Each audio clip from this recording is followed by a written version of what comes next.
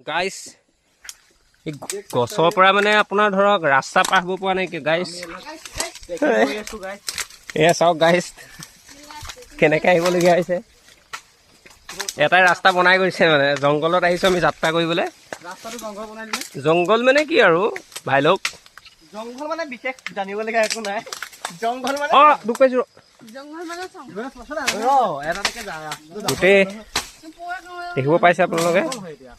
আজকাল চফা আমাৰ অসম বানপানী এইফালে শিৱসাগৰ যোৰহাটত বানপানী গ'ল গোলাঘাটতো বানপানী এতিয়া আমাৰ গোলাঘাট ডিষ্ট্ৰিক্টৰ এইফালে পূৰা বতাহ ধুমাই আহি চব চফা দি থৈ গুচি গ'ল মানে অসমখন একেবাৰে লুটি দিছে আৰু প্ৰকৃতিয়ে লুটি দিছে মানে আৰু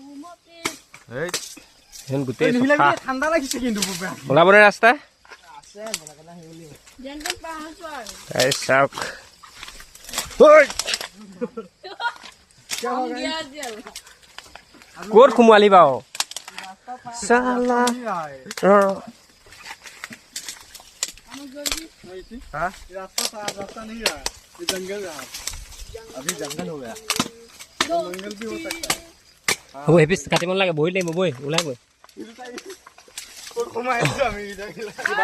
গাইস আৰে ভাই এইখন চবতকৈ খাতৰা খাতৰা মানে সেইফালেও আছে বহুত খাতৰা আছে एस्थेटिक बोले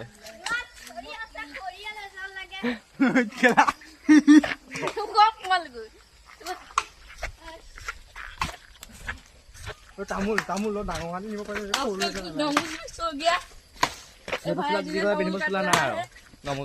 তামোলটো কাটিব নালাগে এখন বাগানখন এস্থেটিক হ'ব নেকি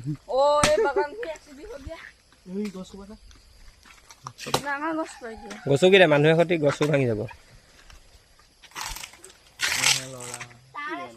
নাই কাটিলে হ'ল তো এইটো আগতে চাব লাগে দেখোন